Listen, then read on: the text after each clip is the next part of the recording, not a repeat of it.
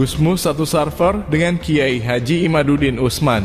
Ulama harus memiliki pertimbangan berdasarkan hati dan pikiran, jangan taklid buta dan hanya sekedar ikut-ikutan. Nek kiai nggih, monggo kersa jenengan. Tapi yang penting pertimbangannya sing siap, sing bener, niatnya sing bener, nata atine sing bener.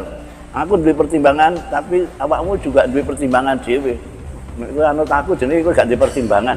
Immaiyah. Elok-elokan gak oleh. Kita ini hidup berdasarkan dalil. Nahnu abna'ud dalil. Kita ini orang-orang yang harus ada bukti dalil data pustakanya.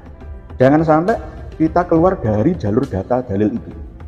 Nanti akan ngarang-ngarang sendiri. Pemenang kok kiai gak elok-elok. Wis ra pantes blas.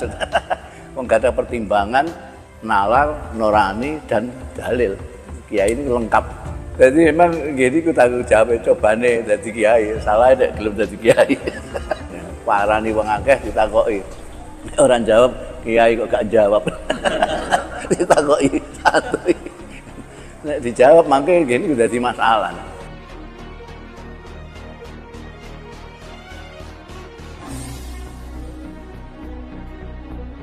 Polemik tentang tidak terbuktinya nasab kaum Habib sebagai zuriyah Rasulillah sepertinya telah memasuki ranah perselisihan antar ulama, yang mana antara ulama satu dengan ulama lainnya sudah mulai saling menyalahkan metode penentuan nasab kaum Habib sebagai keturunan baginda Nabi kita. Bermula dari postingan Rumail Abbas yang menampilkan foto Gus Baha, kemudian di situ dituliskan bahwa Gus Baha berkata orang itu kurang kerjaan, teorinya tidak masuk akal, yang kemungkinan perkataan tersebut ditujukan kepada Kiai Haji Imaduddin Utsman. Maka Kiai Imad pun kemudian menunjukkan kelasnya dengan mengkritik perkataan yang katanya itu diucapkan oleh Gus Baha dengan tulisan yang berjudul Ulama Kok Taklid Buta. Jika seandainya yang diposting Rumail Abbas itu benar adanya dan tidak mengada-ada, maka kita paham tulisan Kiai Imad memang ditujukan kepada Gus Baha, karena Gus Baha telah serta-merta mengisbat nasab kaum Habib keturunan Ubaidillah sebagai zuriat Rasulillah menggunakan 2 kitab abad ke-10 Hijriah tanpa menelusuri kebenarannya.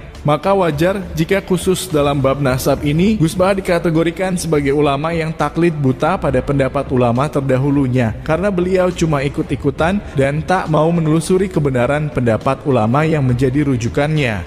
Di awal sudah kita tampilkan dauh Gusmus tentang bagaimana seharusnya sikap seorang ulama yang posisinya adalah pembimbing bagi para umatnya. Meskipun dauh Gusmus itu terkait bagaimana seharusnya sikap ulama ketika dihadapkan pada beberapa pilihan calon pemimpin di negara kita, namun rasanya dauh Gusmus juga berlaku untuk para ulama menyikapi hal yang lainnya, termasuk masalah nasab kaum Habib yang saat ini tengah menyeret nama Gus Baha. Seorang ulama ketika menentukan sikap harus berdasarkan pertimbangan hati, nalar, dan dalil yang kuat, sehingga pantang bagi ulama hanya sekedar ikut-ikutan atau taklid buta dalam bahasa Kiai Haji Imaduddin Utsman. Sikap Gus Baha yang serta-merta mengisbat nasab kaum Habib menggunakan 2 kitab yang ditulis pada abad ke-10 Hijriah jelas kita katakan adalah sebuah sikap taklid buta, karena beliau tidak mau tahu tentang adanya kitab yang lebih tua yang tidak pernah menyebut leluhur kaum Habib yang bernama Ubaidillah adalah putra dari Sayyid Ahmad bin Isa. Kita tidak perlu mengelak dengan mengatakan bahwa Rumail Abbas tengah berusaha membenturkan antara Gus Baha dengan Kiai Haji Imaduddin Utsman. Jika yang ditulis Rumail Abbas benar adanya, maka akui saja Gus Baha tidak berada di pihak kita, dan mulai sekarang kita akan lawan pendapatnya yang khusus membahas tentang nasab kaum Habib keturunan Ubaidillah. Kita sudah pernah menegaskan bahwa kita akan counter siapapun dia, tak peduli sealim apapun orangnya, jika nalarnya dikesampingkan ketika membela orang-orang yang hanyalah golongan keturunan pendatang dari Yaman. Kita sudah pernah mengkritik Habis Gus Kausar ketika beliau berkata seandainya kaum Habib adalah benar keturunan Rasulillah, maka kelak di yaumil kiamah Nabi tidak akan memandang kita karena kita dianggap sebagai pembenci keturunannya. Perkataan tersebut bagi kita justru menunjukkan bagaimana kacaunya nalar dia, karena perkataan tersebut menunjukkan seolah-olah Nabi adalah orang yang rasisnya luar biasa kepada para umatnya, sehingga ketika umatnya ada yang menuntut kebenaran suatu golongan yang mengaku sebagai zuriatnya, maka Nabi tidak akan sudi memandangnya di yaumil kiamah karena saking pilih kasihnya beliau kepada umat yang merupakan keturunannya. Meskipun seandainya benar golongan tersebut adalah benar-benar zuriatnya, apa iya Nabi serasis itu melabeli umatnya sebagai pembenci keturunannya dan tak akan sudi memandangnya di yaumil kiamah hanya karena umatnya menuntut bukti tentang kebenaran nasabnya?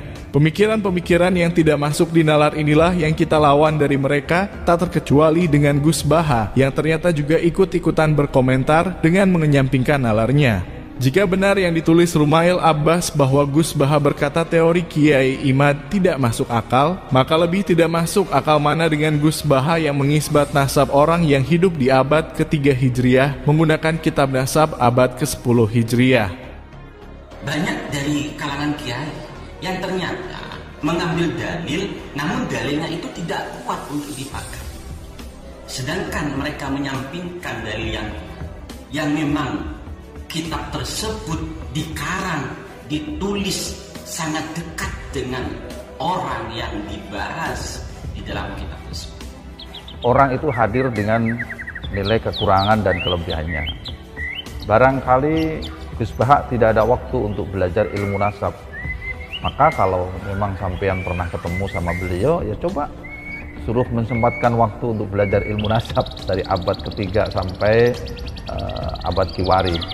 Kalau Sayyid Ahmad bin Isa al-Muhajir hidupnya di abad ke-4, sedangkan kita harus mencari kitabnya di abad ke-10, itu sangat kejauhan.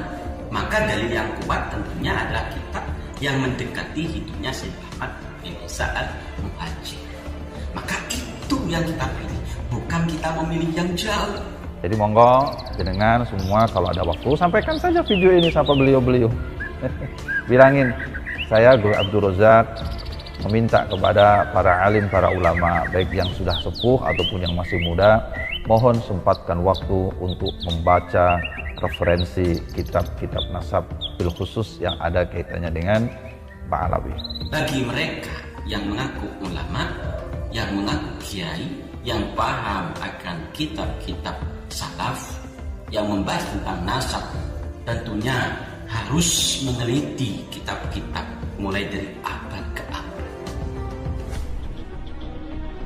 Memang sangat disayangkan ketika Gus Baha yang selama ini kita kenal sangat cerdas menyampaikan materi dakwah dibarengi dengan analogi-analogi yang sangat masuk di nalar manusia. Justru dalam hal nasab kaum Habib, beliau seolah mengesampingkan nalarnya yang selama ini menjadi ciri khas dalam setiap dakwahnya. Kita sebagai manusia yang masih waras otaknya, yang menghargai betul nalar yang telah dianugerahkan oleh Allah kepada kita, tentu saja kita tidak bisa menerima dalil yang lemah, yang tidak bisa diterima oleh nalar kita sebagai seorang manusia. Orang yang hidup di abad ke-3 Hijriah diisbat nasabnya menggunakan kitab yang ditulis pada abad ke-10 Hijriah. Sementara masih ada beberapa kitab yang lebih tua yang tidak pernah menyebutkan bahwa orang tersebut adalah putra dari Sayyid Ahmad bin Isa. Lalu kita disuruh percaya atau dipaksa taslim untuk mengikuti pendapat seorang ulama yang mengisbat orang yang hidup di abad ke-3 Hijriah menggunakan kitab yang ditulis pada abad ke-10 Hijriah hanya karena orang tersebut terkenal kealimannya. Seberapa hebatnya dia, sealim apapun keilmuannya, jika yang disampaikan tidak masuk di nalar manusia, maka sampai kiamat pun kita tidak akan pernah mengikuti pendapatnya. Kita adalah manusia yang dibekali akal serta pikiran oleh Allah Ta'ala, maka betapa tidak bersyukurnya kita terhadap karunia-Nya ketika akal dan pikiran kita tidak digunakan untuk memilih dan memilah kebenaran yang ada, hanya karena kita dituntut untuk taklid buta pada pendapat ulama yang belum tentu juga kebenarannya. Sikap taklid buta percaya begitu saja atas informasi yang didapatkannya tanpa menelusuri kebenarannya, meskipun itu berasal dari kitab karangan ulama, itu seperti kita mempercayai begitu saja berita yang dikeluarkan oleh media resmi yang diawasi oleh negara, padahal berita tersebut adalah berita dusta yang selamanya kita tidak akan pernah tahu seandainya kita tidak menelusuri tentang kebenarannya.